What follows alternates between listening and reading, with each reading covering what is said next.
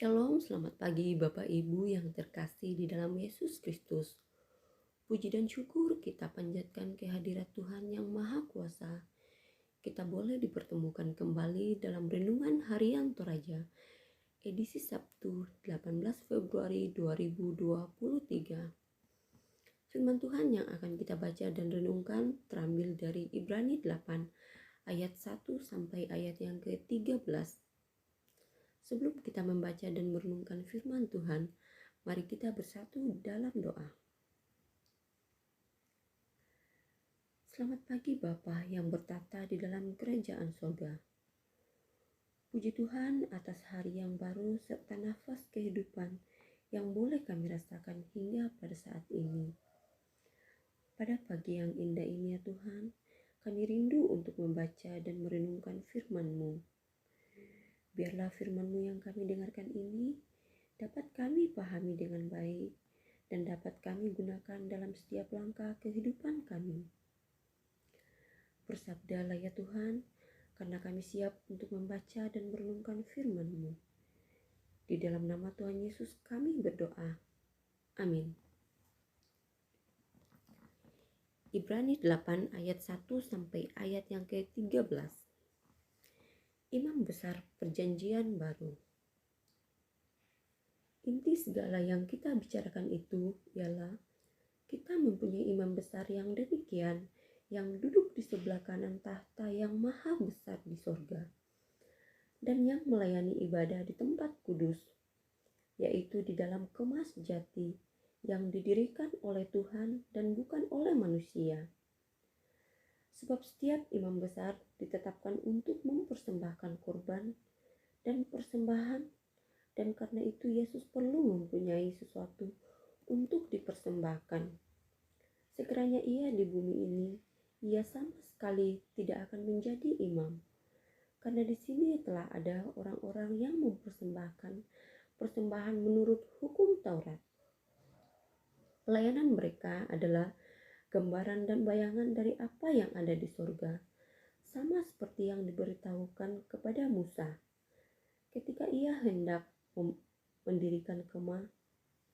Ingatlah, demikian firman-Nya, bahwa engkau membuat semuanya itu menurut contoh yang telah ditunjukkan kepadamu di atas gunung itu.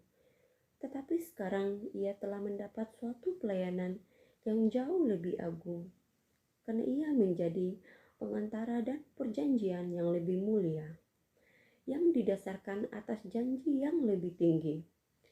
Sebab sekiranya perjanjian yang pertama itu tidak bercatat, tidak akan dicari lagi tempat untuk yang kedua. Sebab ia menegur mereka ketika ia berkata, sesungguhnya akan datang waktunya, demikian firman Tuhan, aku akan mengadakan perjanjian baru dengan kaum Israel dan dengan kaum Yehuda, bukan seperti perjanjian yang telah kuadakan dengan nenek moyang mereka.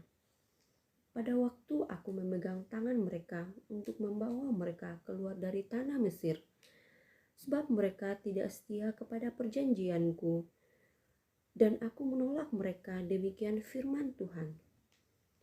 Maka inilah perjanjian yang kuadakan dengan kaum Israel sesudah waktu itu, demikianlah firman Tuhan.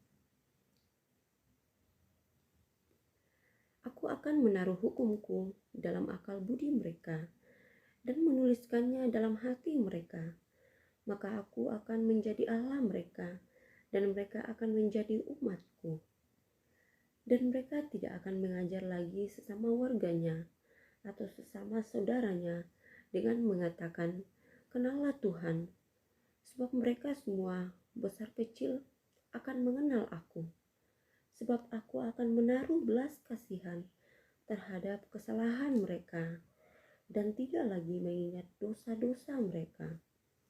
Oleh karena ia berkata-kata tentang perjanjian yang baru, ia menyatakan yang pertama sebagai perjanjian yang telah menjadi tua, dan apa yang telah menjadi tua dan usang telah dekat kepada kemusnahannya. Amin. Tema kita hari ini, Allah menuliskan di hati. Nasurak puang matualan pena. Saudara-saudara, berbicara tentang ukiran bukanlah hal yang baru. Ukiran itu berkaitan dengan keindahan dan tidak dapat dipisahkan dengan siapa yang mengukirnya.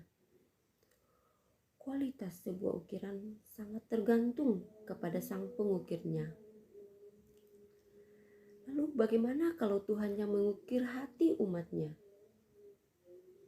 Melalui imam besar Yesus, Allah menghadirkan pelayanan yang jauh lebih mulia daripada pelayanan di kemah suci yang didirikan manusia. Pelayanan Kristus bersifat langsung dari tahta Allah. Hasil dari pelayanan Kristus sebagai imam besar adalah perjanjian yang baru yang menggantikan perjanjian Sinai.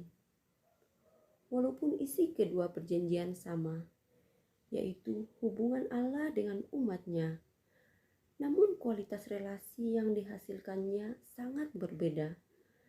Perjanjian Sinai menorehkan hukum Taurat di atas loh-loh batu.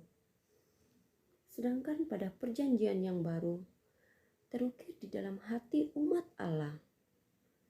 Itu sebabnya umat perjanjian baru dimampukan untuk menaati firman Tuhan dan menjalani hidup kudus berkemenangan di dalam Kristus. Kita harus bersyukur kepada Allah di dalam Tuhan Yesus. Dialah imam yang telah mendamaikan kita dengan Allah melalui kurbannya di kayu salib. Hidup kita telah diperbaharuinya dan telah berdiri di atas dasar anugerahnya.